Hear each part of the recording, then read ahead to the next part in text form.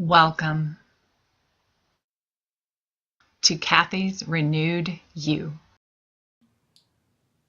Hi, I'm Kathy Stoddard Torrey, and today we are going to talk about the perils of not quite right syndrome. Now, this is a devastating syndrome. It kills dreams. It keeps us stuck. It it inhibits any sort of forward movement and momentum. Because seriously, a lot of times what we don't want to do is try something new and then start it and be not quite right. So really what we mean is we're not perfect.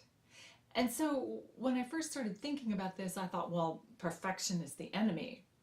And perfection is not the enemy. Perfection is actually the goal. It's what we're striving for.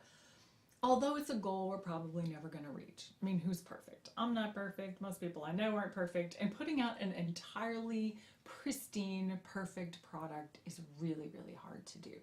But that doesn't mean we shouldn't try. So perfection is the goal, but not the standard. All right? Do you see the difference? Where my standard is for something to be good before I put it out, but it doesn't have to be perfect. Because if I wait for perfection, then I'm not going to be moving forward. Now, as we try and close the gap between where we are and perfection, our idea of, what it would be really great if it looked like, you can't get there unless you practice. You have to start. I mean, if I sit around going, I can't do this until I'm perfect, we'll sit here forever because you have to practice to get better. So I want to give you an example. This is a comic strip. This is Peanuts, the very first one that Charles M. Schulz put out. You can see that it looks very little like the Charlie Brown that we are familiar with now. Here is a strip he did 10 years later. Isn't it an amazing difference between the two?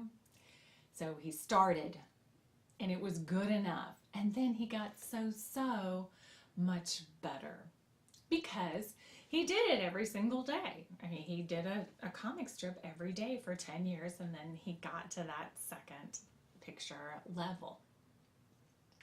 Well, then that kind of brings up the question of what's good enough. When I was talking to my husband about this, he was in the military and he said one of his first commanders said 80% on time is better than 100% late. That's not a bad guideline, and it's kind of vague enough to be useful, and we get to make some decisions around it. So the first one is, what is late? All right, sometimes that's clear. You have a deadline and it's got to be done by a certain time. But not always. Some of the things that we want to produce or want to do if we're writing or creating videos or music or whatever it's kind of on our own timeline. So it can help to set a date to say this is it and beyond this I'm late. So it helps us with some structures and parameters. The other one is 80%. So what is that? What's 80%? Who gets to decide the 80%? What brought this whole thought process, this concept, this discussion up this week is my last video. After I finished it, because I'd done it really good, I hit my deadline, it was going to be out on the 1st. I went back and watched it. It's not perfect. Not close to perfect. And there's several things about it, and I am not going to detail them here with you, but I will tell you one of them. And that was that I had this one piece of hair that was over on the side, and then as the video progressed, it just kind of came over until at the very end, it's going right down my forehead.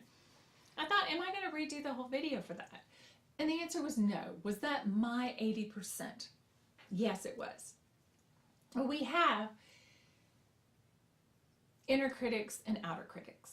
All right, I know that my inner critic can be my worst critic, way worse than what anyone else is ever going to say.